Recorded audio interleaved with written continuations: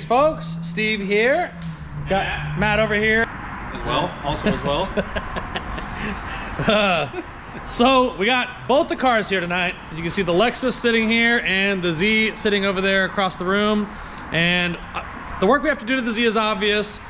We broke the axle last week when we were racing at I-30. So Matt's gonna start working on putting a new axle on it. We're not sure if it's the hub or the axle. Yeah, we're gonna find that out first. We're gonna find out. First and foremost. We have both, so won't be an issue there. He's gonna get that sorted out. We also have a transmission leak to look at on that. I already know what that is, I believe, and I should have a spare part here to take care of that also.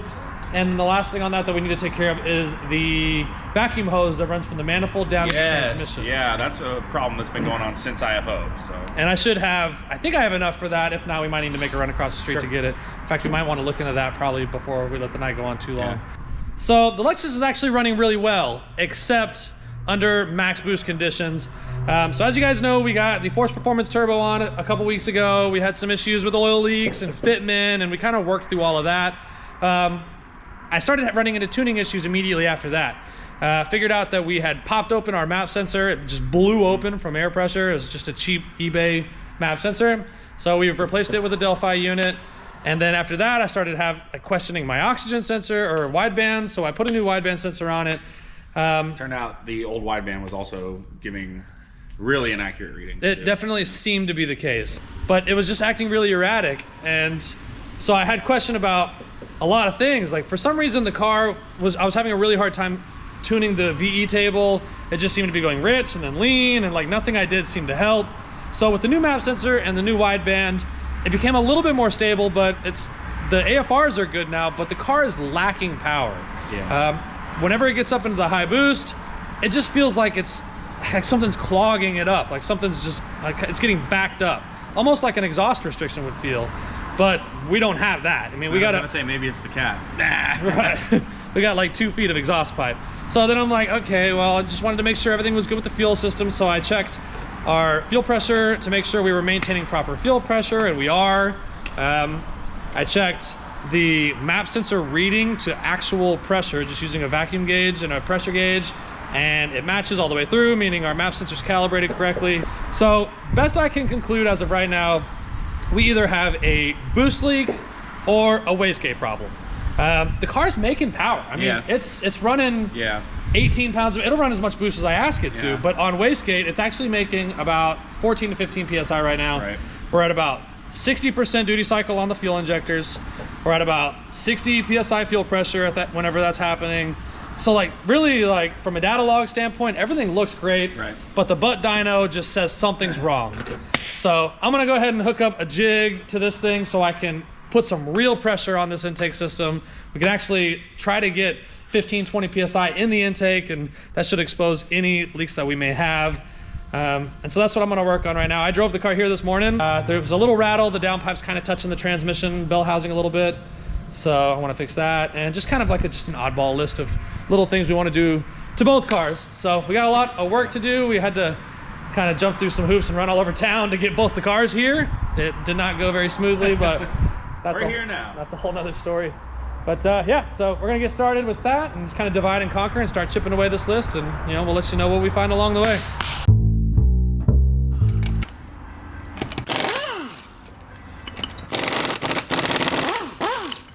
Ooh, those studs are getting a little rough. Are you doing the right side? Yeah, the right side broke. Sure. I remember the left side being broken. Ah, damn it! Jeez. Look at that. I have to plug an intercooler pipe. Nice. I can hook in my leak down tester to that little part. Hell yeah, okay.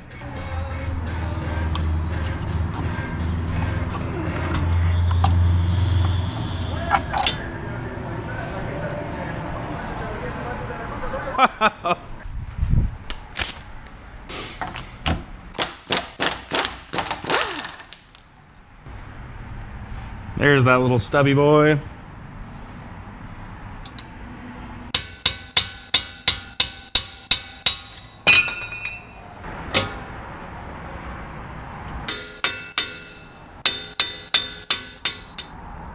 So I got this jig made up. I made this a while back to do some leak testing on the Z, and it's basically just a piece of 2.5 inch intercooler piping that I just kind of capped off at the end there.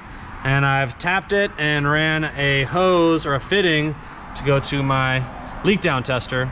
And so right now I got some pressure blowing into the intake. You can see on the computer here, we're running about 14 PSI, and that's starting at this pipe here, running all the way down, blow off valve right there, intercooler, it comes around, goes up behind the headlight here into our big old elephant freaking nose coupler there that goes into the intake manifold. Now I don't hear anything coming out of this area. I hear a little bit of hissing coming from my little fitting here because it's kind of jank, and a little bit coming from the regulator on the leak down tester. Everything else I found a pretty good amount of air coming from this opening here on our crappy little Chinese blow off valve. So I just tightened down the adjustment screw all the way until it completely closed that off. And little spot. You can maybe just hear the air rushing around that weld that I did there a while back.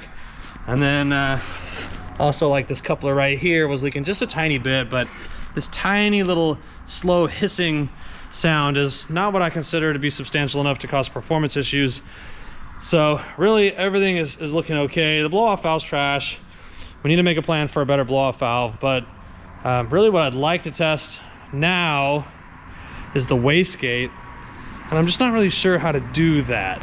I'd like to take the pressure a little higher than 14, so I think I'm gonna see if I can pump that number up a little bit. I mean, let's push this to the limit. I mean, we're gonna be running 18-20 pounds of boost really on the current fuel system setup.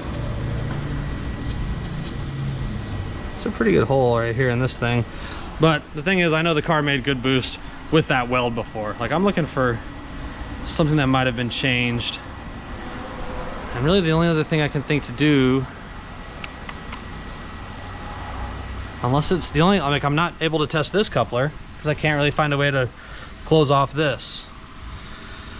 So I need to figure out a way to test this coupler, and then if that tests good, then I'm gonna assume that we don't have any substantial boost leaks. So I pressure tested all the intake piping up to about 17 PSI, no severe leaks found there. But my next plan is to take just this wadded up piece of napkin here, and I'm going to stick it in the wastegate dump tube, and then we're gonna get on two-step, which I just confirmed will probably go up to about 8 or 9 PSI without having to just stand on it obnoxiously.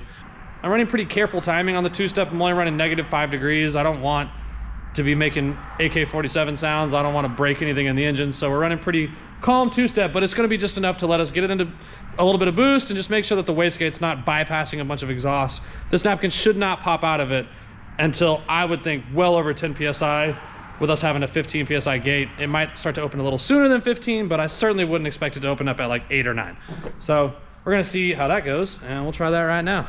I was gonna have Matt just stand right under the dump, right under the downpipe, and just look up at it, right at the dump tube, but he's worried about that for some reason, so.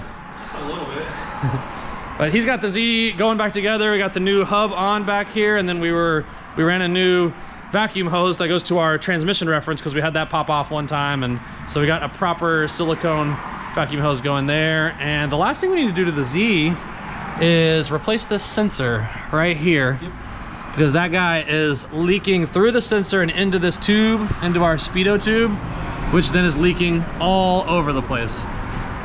So we'll swap out this sensor and hopefully that will take care of that leak there. I have a spare, just so happen to have one hanging around with all our other spare Z parts. Thank God. But then we will be done with the Z, and we can kind of do a little bit of experimenting with the Lexus here, and here's hoping we can get some smooth power delivery, because I'm ready to start having some good times with this thing. We do have plans to help sort out the launch and help us get our 60-foot a whole lot better, but there'll be more on that later. I noticed it vibrating on the way to work today, and I just kind of was looking at this tire, which I just bought this tire. It's cheap, it is. It's a Veloza ZXV. It's actually the same exact kind of tire that came with the car on this wheel, but the brand new one that I just bought has like a low spot on it and it's causing vibrations. So probably have to get another tire for it also. Compressor wrench is second drawer from the top on the right side. It's shooting a lot of flames out the downpipe. Really? Yeah. Should we do it again just for the camera? Yeah, why not? Alright. So it only got up to like 7 or 8 PSI. Let's try one more time.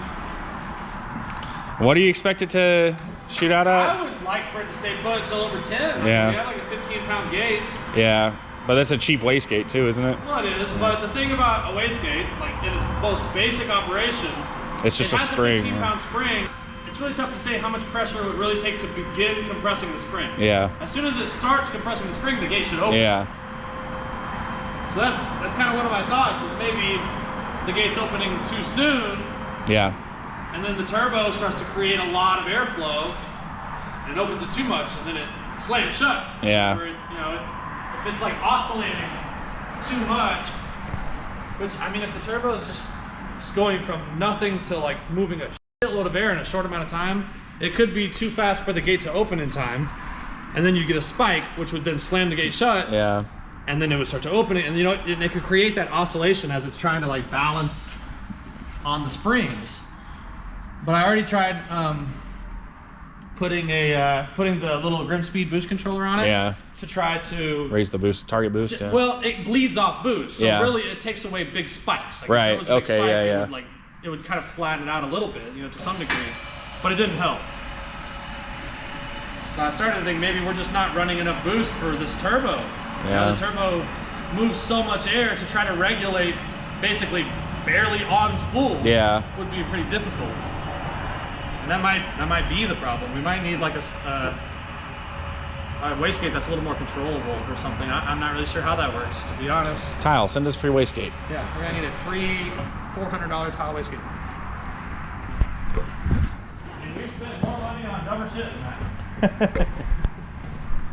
Alright, ready? Yep.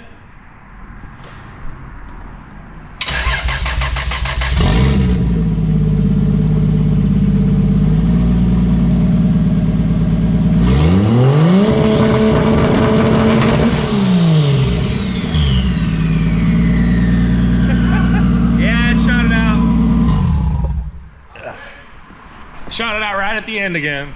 Okay. Like right when you let off. Okay. We have it's getting up to about 8 PSI at that point. Yeah. Like, I'm stopping at 8. When I see it hit 8, I'm lifting. Yeah, it's literally shooting out right when you lift. Okay, 15-pound spring, starting to open at 8. Doesn't sound crazy. It doesn't sound good though. I don't know what that means. Maybe I need to ask Robert about like what PSI you should expect to get to start opening. Yeah, and I mean, I feel like we should go drive it and just see if any of my other changes made any difference. Okay. Maybe we don't even have a problem anymore, but let's make sure we do. Let's just go for a little cruise real quick. We can probably just keep the bumper off, honestly, because if everything gets better, I kind of want to make the blow-off valve work again. Yeah. I'd rather have it, even if it's just a little bit, even if it's like real tight. I'd rather have something relieving pressure. Let's take it for a cruise and see what Okay, goes. all right.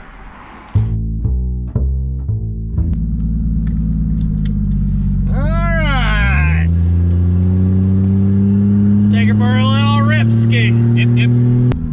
It's so quiet out here too. Everyone in this whole place is just gonna hear Bob! And they're all gonna be jealous. They already are. Here we go.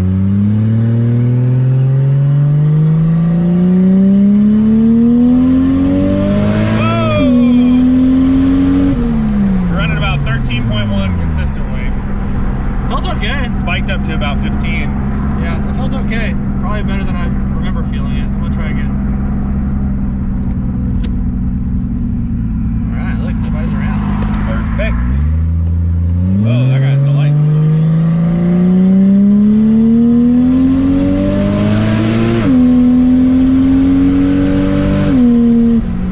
Yeah, we're hitting high 12s, low 13s, steady. Feels alright. The Bud Dyno still feels Weak. a little weak, right? Can you feel it kind of like, Maybe a little bit. It's definitely not nearly as noticeable as it has been in the past. Well, I'm gonna say there's definitely an improvement. Yeah. It really flattens out in second gear. Yeah. That's what I found in the past too. Like first gear, when RPMs are coming up fast, you know, pressure's building fast, seems to be one of the most oscillations happening. Right. And that might even be normal for having such a big turbo and running, you know, 14 pounds of boost. Yeah. I saw this guy I follow on Instagram, I can't remember who it is. He's got an IS300 and he's running a 72 millimeter turbo and he's making 1,000 horsepower with it. Oh my god. Wow. Hell yeah. So, I mean, it may just be a It's big possible, turbo. yeah. Just running baby boost on a big turbo might make it feel kind of unstable. And I think having a word with Robert about that is definitely in our best interest for sure. yeah. But like, I mean, that's the thing, like nothing funny is coming up on the data logs at all. Everything looks good. You look at the data log and you're like, oh, I mean, that's what I mean. Maybe he can tell us like, oh yeah, with a turbo that size running such low boost, it's normal to have a little oscillation or not. You know? Yeah, right. That is a good point. Okay, well, I'll make a little rip on her when we turn around and then we'll just head back to camp. All right. Run these bees through the car wash.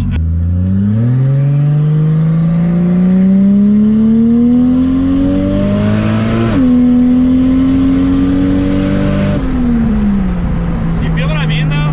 A little bit. I feel a lot better now that everything's at least normal. Yeah. All right, let's get on the rack, test the knock sensor, put the bumper back on, and then give them both a wash, and then I think we're good.